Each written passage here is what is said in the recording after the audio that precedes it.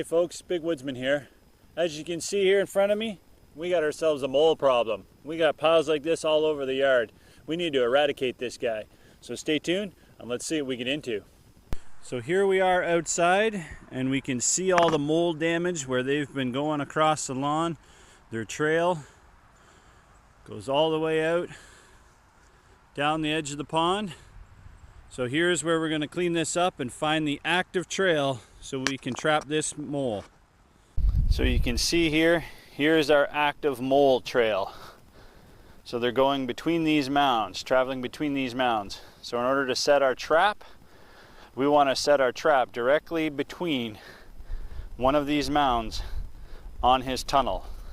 And I'll show you that in a minute. So we've done quite a bit of investigating on what's the best way to get rid of moles, and everything that I'm reading, everything that I see is saying to get your hands on a mold trap. So we went out and we picked up this one from Victor. So let's open it up and get it out of the box.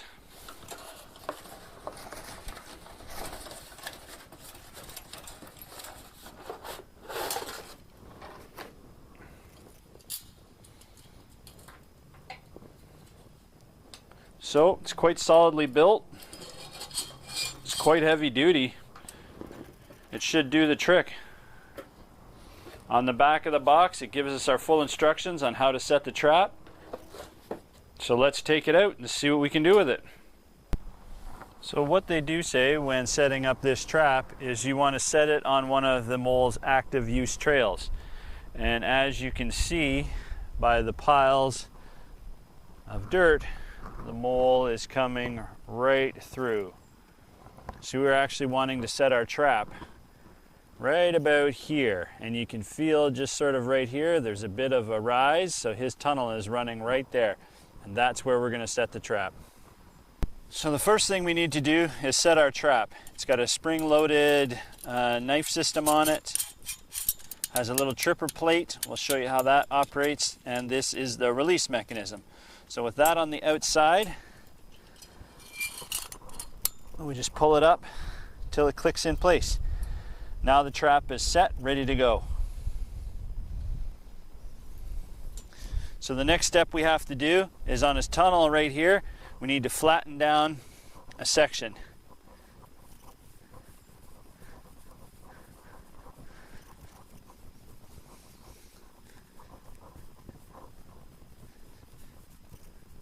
So now there's a short section right here of the trail that's flattened. So when he comes through, he'll want to push up that trail.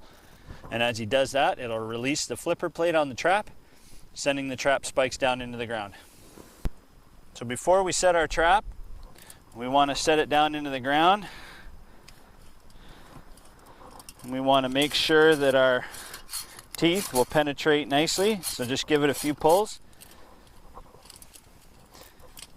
Pull it out gently, and now we can go ahead and set it.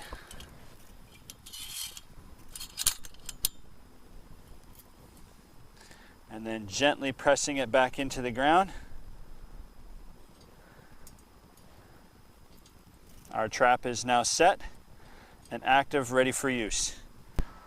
So we set our trap probably the better part of, I don't know, at least a week ago.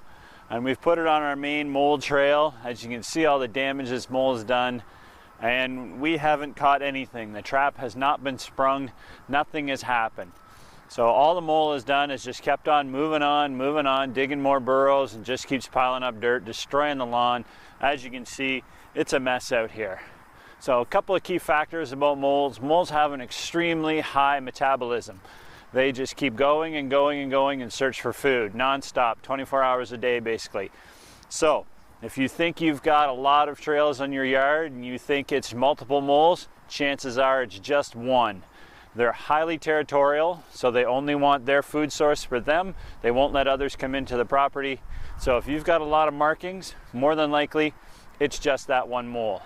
So we've tried our trap, nothing has worked. We've moved it multiple times and nothing has worked.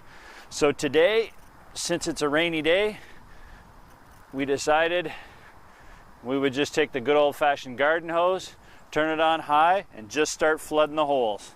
So we've flooded all of the holes that we can find out here. And lo and behold, he came out. So in conclusion here, if you're going to get yourself a mole trap to try to catch your mole in your yard, don't bother.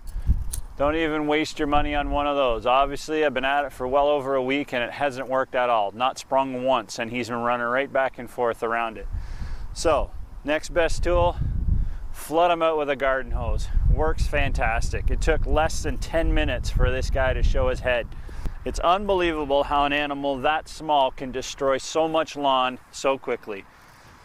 So, in closing, like, subscribe. I got more videos to come. As always, there's life out there in the woods. I'll see you out there in it.